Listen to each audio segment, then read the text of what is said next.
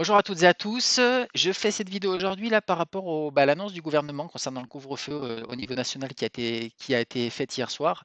On a eu pas mal de demandes, d'interrogations de la part de plusieurs de nos clientes, alors qui sont à peu près toujours la même chose finalement. Donc c'est une vidéo assez simple hein, qui va durer 2 minutes pour pouvoir vous expliquer tout ça. 2 minutes, peut-être 5 minutes. Bon, déjà, malgré les circonstances, j'espère que les fêtes de fin d'année se sont malgré tout quand même bien passées, et que vous avez réussi à limiter la casse. Finalement, ce qu'il y a eu hier soir, l'annonce du gouvernement, c'est un moindre mal. Pour celles qui me connaissent, j'ai plutôt tendance à voir, comme on dit, le verre à moitié plein. C'est un moindre mal pour le moment parce que finalement, depuis le début d'année, on avait les craintes hein, de savoir soit c'est une fermeture au niveau national hein, complète, hein, un troisième confinement comme on a pu avoir, et là ça devient vraiment la cata, même si bon, malgré tout, il faudrait quand même faire en sorte de pouvoir s'en sortir toujours. Soit on avait ce couvre-feu, donc pour nous, honnêtement, par rapport à ce qu'on attendait, c'est plutôt une bonne nouvelle. Voilà, c'est plutôt une bonne nouvelle. En tout cas, je vous conseille fortement de le voir comme ça parce que ça aurait pu être bien, bien pire. Et puis finalement, ce couvre-feu, encore une fois, il va falloir optimiser ce temps. Alors déjà, pour répondre aux interrogations qu'on avait, c'était oui, fermeture à 18 heures. Donc au niveau national, oui, c'est une fermeture à 18 heures. Ça veut dire quoi? Ça veut dire que votre cliente, bien sûr, elle doit se déplacer après pour rentrer chez elle. Donc si elle a une demi-heure de route, sur ce laps de temps de 18 heures à 18h30, elle ne sera pas enfin, légalement, ça ne va pas le faire. Sauf si elle a une dérogation. Or, aujourd'hui, il existe plusieurs justificatifs de déplacement. Vous avez le justificatif de déplacement scolaire, justificatif de déplacement donc dérogatoire pour X choses, hein, ça peut être pour médical, ça peut être pour tout ça, bien sûr pas pour aller chez le coiffeur ni pour aller à l'institut, on est bien d'accord, ou alors ça peut être justificatif de déplacement professionnel.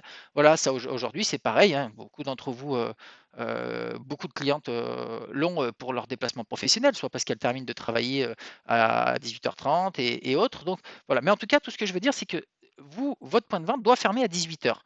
Voilà, après, ce qui se passe après, c'est de la responsabilité de votre cliente ou de votre client. C'est à eux de savoir s'ils ont la dérogation pour pouvoir se déplacer après. C'est leur responsabilité. Vous devez fermer donc à 18 heures. Alors c'est pareil, la deuxième question, c'est oui, mais nous, si on doit se déplacer après rentrer chez nous avant 18 heures, mais non, encore une fois, vous, par contre, vous êtes dans le cadre du déplacement professionnel. Donc, votre institut ferme à 18 heures, ça ne veut pas dire que vous devez être chez vous à 18 heures. Vous, il suffit d'aller et on le mettra soit sur le site du gouvernement, soit on mettra les liens là directement sur le poste ou même les éléments téléchargés si c'est possible. Vous allez voir, c'est une dérogation qui est très simple hein, pour la plupart d'entre vous. Je pense que vous la connaissez déjà. Si vous ne la connaissez pas, elle sera disponible ici de manière assez simple à remplir. Un coup de tampon dessus.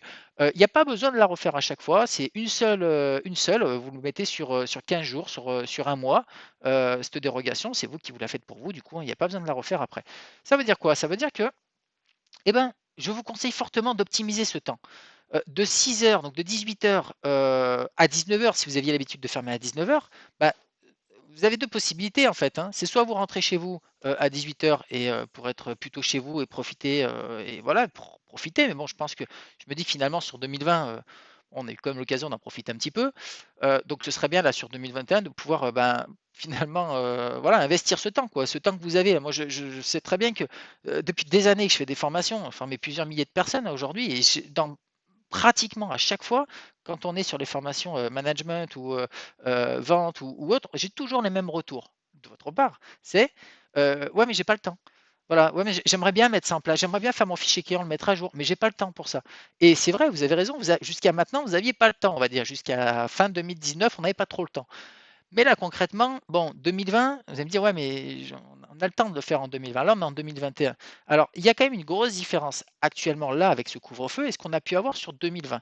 Pourquoi? Parce qu'en 2020, c'était une vraie fermeture. Donc oui, on a le temps de faire du travail assez long à la maison, etc. Mais l'ambiance, c'est compliqué parce qu'on n'est pas dans le travail. Quand on ferme pendant plusieurs mois, qu'on n'a pas de perspective, et puis c'est compliqué.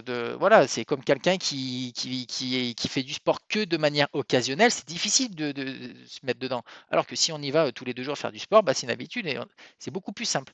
C'est la même chose là. Là, aujourd'hui, c'est une fermeture, mais fermeture que à partir de 18 heures. Donc finalement, globalement, ça fait perdre 1 heure, mais tout le reste du temps, vous êtes au travail. C'est-à-dire qu'on est dedans, quoi. On est dans le bain. Et c'est vrai que c'est beaucoup plus simple, justement.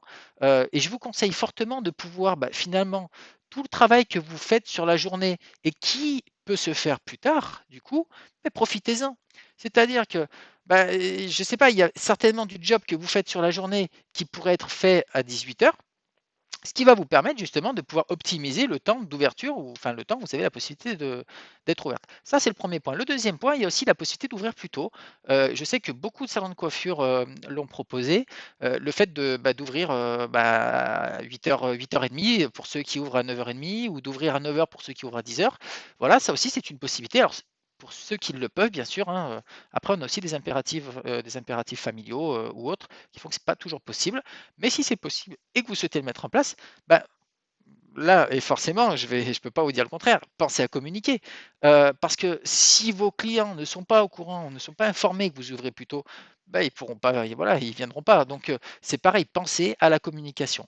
Et donc, tout ça pour vous dire que sur finalement cette fermeture à partir de 18 h, oui, c'est problématique, on va pas se mentir, mais ça reste un moindre mal par rapport à ce qu'on pourrait avoir peut-être dans, j'espère qu'on croise les doigts pour que ça n'arrive pas, mais dans quelques semaines, si la situation s'aggrave. Donc là, aujourd'hui, fermez à 18 h, profitez, investissez sur ce temps pour développer votre activité, pour l'améliorer en étant sur place. Voilà, vraiment en étant sur place. Donc oui, la communication.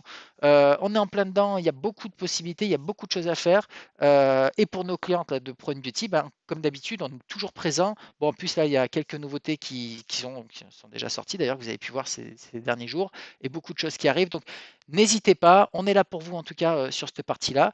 Et pour ce qui est du justificatif de déplacement, c'est tranquille. Et encore une fois, vous avez par exemple la visite de commerciaux, au lieu de le prendre dans la journée, les visites des commerciaux, essayez de voir s'il n'est pas possible, du coup, de le faire à 18 h, parce que eux, la plupart auront de toute façon la dérogation, le justificatif professionnel pour se déplacer. Donc eux auront tout à fait la possibilité de faire les présentations à 18 h au lieu de les faire en journée pour certains. Voilà, c'est pas possible pour tous, mais en tout cas pour certains. Donc voilà, investissez sur ce temps.